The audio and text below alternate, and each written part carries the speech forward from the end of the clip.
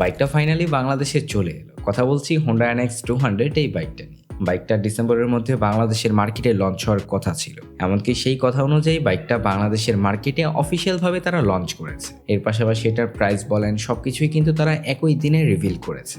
যারা কিনা আসলে বাইকটা কিনতে চান তারা আজকের এই ভিডিওটা সম্পূর্ণ দেখবেন, কেননা আজকের এই ভিডিওতে আমরা এই বাইকটার সম্পর্কে বিস্তারিত আলোচনা করব। এটার ভালো দিক, এটার খারাপ দিক, এভরিথিং সবকিছুই জানতে পারবেন। তার পাশাপাশি বাইকটার প্রাইসটা তারা কতটা রেখেছে সেটাও জানতে পারবেন আজকের এই ভিডিওতে। তো চলুন বেশি কথা না বাড়িয়ে আজকের এই ভিডিওটা আমরা শুরু করি।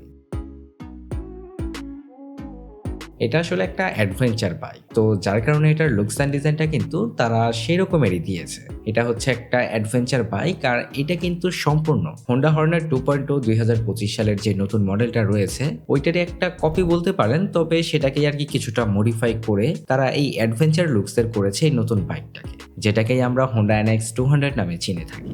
বলতে পারেন হোন্ডা হর্নেট 2.0 এই বাইকটাতে তারা যে সকল ফিচার দিয়েছে, মানে স্পেসিফিকেশন থেকে শুরু করে মোটামুটি যা যা ওই বাইকটার মধ্যে আছে সেটা কিন্তু সেম টু সেম এই নতুন বাইকটার মধ্যেও পাবেন, যেটা হচ্ছে এনএক্স 200। এই বাইকটার ওইটা কিন্তু সেম টু সেম। এখানে আপনারা আহামরি তেমন একটা পরিবর্তন পাবেন না, শুধুমাত্র লুকস অ্যান্ড ডিজাইনটা পাবেন। বাইকটা দেখতে শুনতে যথেষ্ট ভালো, বিল কোয়ালিটি ভালো, মোটামুটি আর কি লুকস অ্যান্ড ডিজাইন এবং এর বিল কোয়ালিটি বলেন কোনো দিকেই কিন্তু তেমন একটা কমতি পাবেন না। বাইকটাতে হেডল্যাম্প হিসেবে তারা দিয়েছে এলইডি ভাল্বের হেডল্যাম্প সেটআপ, সাথে এলইডি ভাল্বের ডিআরএল সেটআপ, এলইডি ভাল্বের ইন্ডিকেটর, টেল ল্যাম্প সেটআপ, সবকিছুই মোটামুটি তারা কিন্তু যথেষ্ট ভালো দিয়েছে। এখানে তারা ইন্ডিকেটরগুলো অ্যাটাচ করে দিয়েছে, যার ফলে কিন্তু মোটামুটি দেখতে শুনতে ভালোই লাগে।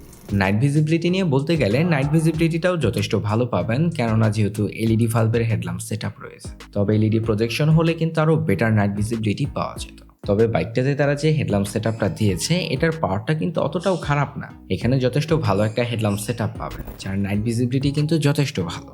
এর ফলে আপনি সিটিতে বলেন, হাইওয়েতে বলেন, সবখানে বেটার একটা নাইট ভিজিবিলিটি পাবেন। এর পাশাপাশি বাইকটার ফ্রন্টে আপসাইড ডাউন সাসপেনশন রয়েছে, সাথে 17 ইঞ্চি অ্যালয় রিমের সাথে পাবেন 100 সেকশনের টিউবলেস টায়ার, এবং ব্রেকিং সিস্টেম হিসেবে রয়েছে 276 মিলিমিটারের ডিস্ক ব্রেক। বাইকটার রেয়ার আপনারা মনোশক সাসপেনশনের পাশাপাশি পাবেন 17 ইঞ্চি অ্যালয় রিমের সাথে 140 সেকশনের টিউবলেস টায়ার। এখানে ব্রেকিং সিস্টেম হিসেবে পাবেন 220 মিলিমিটারের ডিস্ক ব্রেক।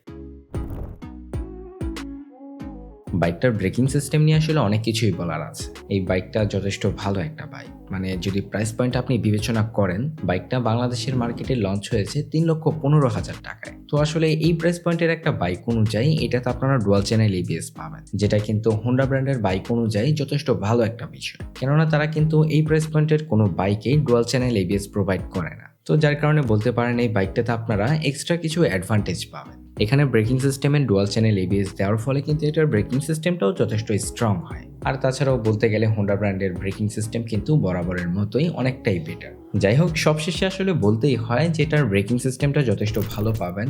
বিশেষ করে যদি প্রাইস পয়েন্টটা বিবেচনা করেন সেটা আসলে আরও বেটার লাগে যে আসলে এই প্রাইস পয়েন্টও আপনারা ডুয়াল চ্যানেল এবিএস পাবেন।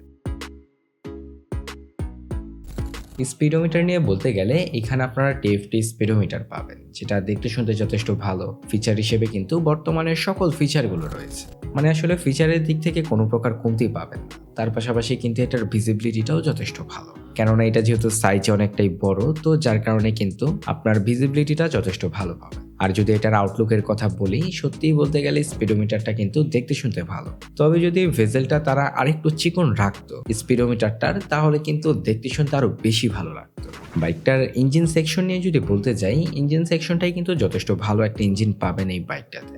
আর এটা যেহেতু হোন্ডা ব্র্যান্ডের বাইক, তো আসলে ইঞ্জিন ডিউরেবিলিটি নিয়েও কিন্তু তেমন একটা প্যারা খেতে হবে, মানে লং টার্মে যেও কিন্তু এই বাইকটা থেকে আপনারা একটা স্টেবল পারফরমেন্স পাবেন। যাই হোক, বাইকটাতে আপনারা ইঞ্জিন হিসেবে পাবেন 184.4 CC 4 stroke 2 valve single cylinder পিজিএমএফআই air cooling engine. এখানে তারা যদি এয়ার কুলিং সিস্টেমের পরিবর্তে অয়েল কুলিং অথবা লিকুইড কুলিং সিস্টেমটা দিয়ে যদি প্রাইসটা তারা কিছুটা হলেও বাড়াতো, তাহলে কিন্তু অত একটা অসুবিধা হতো। তবে এখানে আপনারা এয়ার কুলিং সিস্টেম পাবেন, যার ফলে কিন্তু ইঞ্জিনটা মোটামুটি হিট জেনারেট করবে। তো ইঞ্জিন সেকশন আসলে খারাপ দিকের কথা বলতে গেলে এটুকুই বলতে হয়। তো মোটামুটি এই ছিল বাইকটার ওভারঅল স্পেসিফিকেশন। বাইকটা সম্বন্ধে আপনাদের যদি কোনো প্রকার মতামত থাকে তাহলে কিন্তু কমেন্টে জানাতে ভুলবেন না।